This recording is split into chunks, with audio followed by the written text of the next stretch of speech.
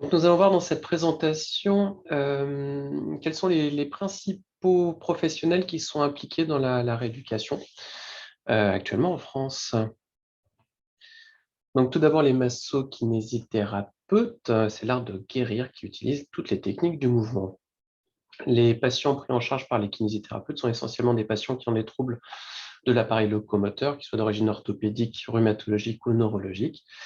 Ils ont aussi dans leurs compétences de prendre en charge les problématiques respiratoires, essentiellement les défauts d'expectoration. Donc, faire de la kinésithérapie respiratoire, c'est essentiellement travailler sur comment je vais drainer les sécrétions bronchiques et puis l'incontinence urinaire de la femme. Donc, les masso-kinésithérapeutes travaillent en libéral ou en structure. Ils ont un remboursement sécurité sociale sur prescription médicale. C'est un acte qui est parfaitement encadré par la loi.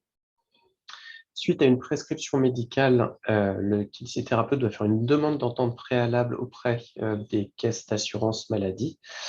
Cela est vrai pour tous les actes, à l'exception de 14 situations assez classiques validées d'emblée par la Haute Autorité de Santé, donc remboursées d'emblée par la Sécurité sociale. C'est par exemple la rééducation suite à une opération du canal carpien.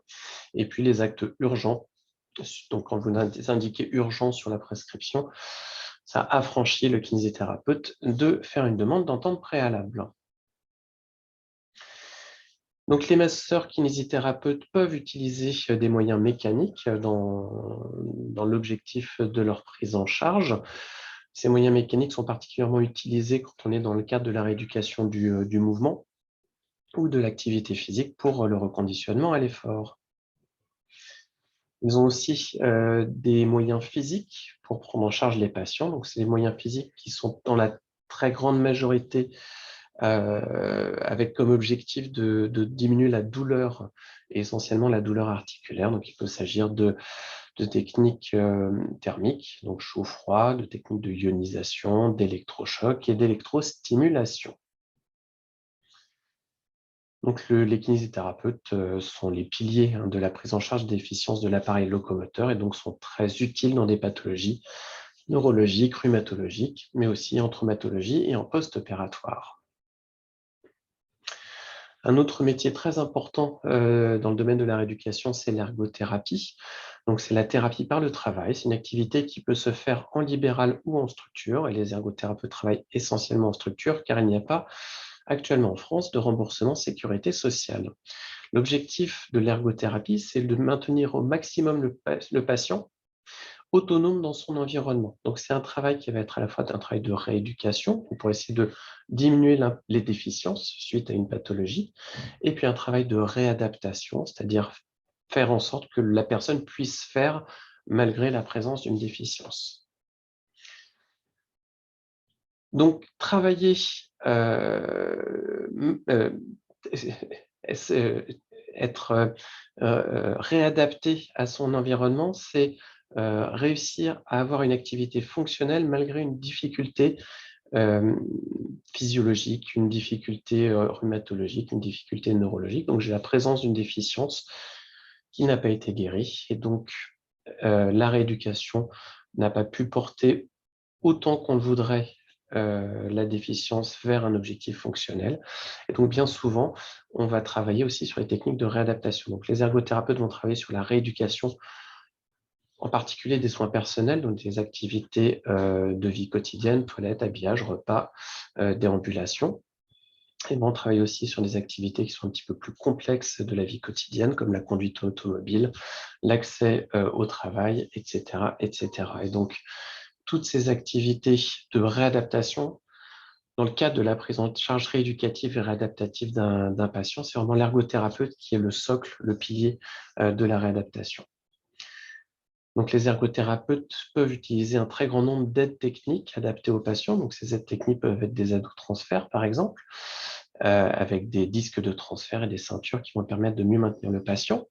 Dans le cas d'une hémiplégie vasculaire où un seul bras va fonctionner, pour faire sa cuisine, on a des planches à clous ou des planches qui vont immobiliser les aliments pendant qu'on les coupe. Il y a le couteau-fourchette, donc quand on a une hémiplégie, qu'on n'a qu'un seul membre qui est fonctionnel, c'est un outil qui permet à la fois de couper et de piquer. Elles vont beaucoup travailler aussi sur l'installation des patients au fauteuil roulant pour qu'il soit le plus fonctionnel possible et le mieux adapté possible. Et puis, des techniques de domotisation du logement qui étaient de la science-fiction il y a quelques années, qui maintenant deviennent quelque chose de tout à fait accessible, tant sur le plan technique que sur le plan financier. Et donc, chez des personnes qui sont en situation de handicap lourd, la domotisation des logements est devenue quelque chose d'extrêmement important pour leur donner le plus d'accès possible à une vie dans un logement conventionnel. Les ergothérapeutes ont des activités de rééducation qui sont généralement plutôt centrées sur le membre supérieur des personnes, en particulier dans le cadre de l'hémiplégie vasculaire. Et donc, elles vont travailler sur des déficiences motrices sensitives et des limitations articulaires. Là, vous avez l'exemple d'un patient qui est en train de travailler sur un bras robotisé et articulé avec un retour visuel sur un écran. Ce bras va accompagner ou freiner le mouvement de la personne qui est déficitaire sur le plan musculaire, ce qui va permettre de potentialiser la plasticité cérébrale et donc, on l'espère, la rééducation, tout en diminuant l'impact fonctionnel et donc le handicap. Les ergothérapeutes sont aussi en charge de réaliser des orthèses de posture thermoformées. Ces orthèses de posture, elles permettent de maintenir une ouverture de la main, par exemple. Quand vous avez une hypertonie importante des fléchisseurs des doigts, ça va éviter un enraidissement en flexion des doigts. C'est une prescription qui est très discutée, qui ne se fait au cas par cas, qui n'est pas systématique, mais qui peut avoir son intérêt. Il peut y avoir aussi des orthèses de posture dans la rhizarthrose, par exemple, pour essayer de diminuer la mobilité de l'articulation et donc la douleur. Puis des orthèses plus fonctionnelles dans les doigts ressous, comme ici, pour que le patient puisse avoir plus de fonction malgré une instabilité au niveau de l'interphalangienne proximale.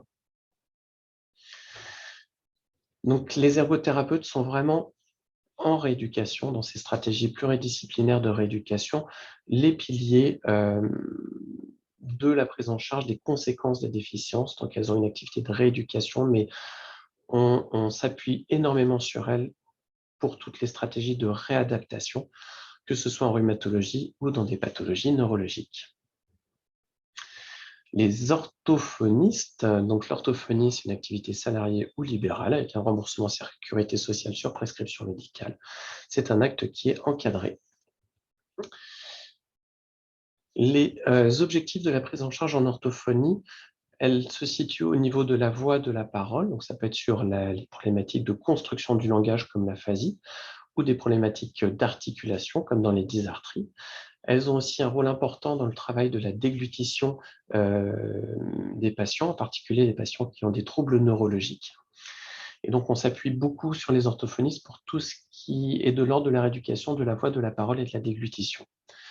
Elles ont aussi une activité sur la prise en charge des fonctions cognitives qui est un petit peu circonscrite par rapport aux neuropsychologues. Donc, je vous ai fait un copier-coller de leur cahier de compétences qui encadre leur prise en charge. Donc, vous voyez que c'est assez ciblé. Et puis, elles sont très souvent investies de la prise en charge en pédiatrie des petits patients dits 10, donc par exemple les dyslexiques, pour leur faire travailler tout ce qui est à mi-chemin entre le langage, la cognition.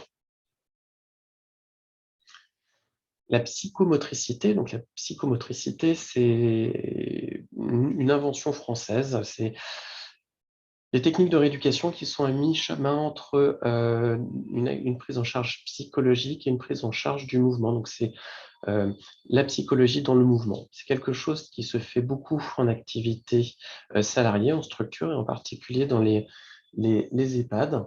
Donc, l'objectif, c'est vraiment de diminuer le plus possible l'impact des dysfonctions psychomotrices sur le mouvement. On pense en particulier aux psychomotriciens chez les personnes âgées qui ont un mouvement qui s'appauvrit de plus en plus, pas parce qu'il y a une paralysie, mais parce qu'il y a une initiation du mouvement, par exemple, qui se fait de moins en moins bien. Et c'est vrai que les psychomotriciens et les psychomotriciennes sont particulièrement intéressants dans ce cadre. En termes de techniques de prise en charge, Bien souvent, elles font appel à des techniques multisensorielles, donc des stimulations qui sont ici, vous voyez, ce qu'on appelle les espaces nosélènes, qui sont des endroits clos avec des stimulations lumineuses, des stimulations auditives. Il peut y avoir des stimulations aussi sensorielles autres, comme olfactif. Et le but, c'est d'accompagner le patient dans son mouvement avec des stimulations multisensorielles. C'est extrêmement apprécié par les patients. La, la justification scientifique de ces différentes techniques reste à bien établir, mais ça peut être très intéressant, en particulier dans les structures médico-sociales pour personnes âgées. Les orthoptistes qui ont une activité essentiellement libérale, qui, elles, travaillent sur prescription médicale et sont remboursées. Donc, leur travail, c'est d'évaluer et de prendre en charge les troubles liés à la vision. Et ces troubles, c'est essentiellement les troubles oculomoteurs qui vont entraîner des strabismes, des défauts de convergence, et puis l'amblyopie. Donc, le travail s'appuie sur des actes sensoriels, donc le retour visuel, moteur, l'oculomotricité, et puis fonctionnel, le but étant de voir les objets en 3 dimensions sans trop fatiguer. Et donc, pour savoir si vous avez besoin ou pas d'aller voir une orthoptiste rapidement, je vous propose de regarder ce rectangle vert, de vous mettre à 30 cm de l'écran. Et si tout va bien en termes d'oculomotricité, vous devriez avoir petit à petit apparaître une forme en 3 dimensions, donc une boule qui surplombe un cône. Donc, en conclusion de cette présentation des métiers de la rééducation, donc les métiers de la rééducation, c'est la kinésithérapie, l'ergothérapie, l'orthophonie, la psychomotricité et l'orthopsie. Je vous rappelle que sont remboursés les kinés, les orthophonistes et les orthoptistes, que l'ergothérapie en particulier n'est toujours pas remboursée alors qu'il y a un vrai intérêt fonctionnel à faire de l'ergothérapie aux patients. Et c'est bien dommage parce qu'ils n'y ont peu accès en libéral. Tous ces métiers de la rééducation ont en commun d'avoir comme objectif de diminuer les déficiences avec comme objectif final une amélioration de la fonction et donc de la qualité de vie des personnes en situation de difficulté fonctionnelle. Donc c'est vraiment le pilier de tous les métiers de la rééducation, c'est diminuer les déficiences pour améliorer la fonction. Leur rôle est régi par des décrets de compétences, donc c'est parfaitement encadré. Et donc, ces thérapeutes doivent réaliser un bilan diagnostique quand ils reçoivent un patient, établir un programme de rééducation et le conclure. Ce qui devrait être vrai qu'il est moins, c'est que ces acteurs de la rééducation devraient s'appuyer sur un courrier ou une prescription médicale circonstanciée. Le but étant de travailler en collaboration avec les rééducateurs et donc d'avoir un échange avec eux sur pourquoi on travaille sur tel type de déficience, quel est notre objectif fonctionnel. Ce travail en étroite collaboration passerait par un retour, un bilan et un retour fait au médecin prescripteur qui malheureusement est quasiment jamais réalisé.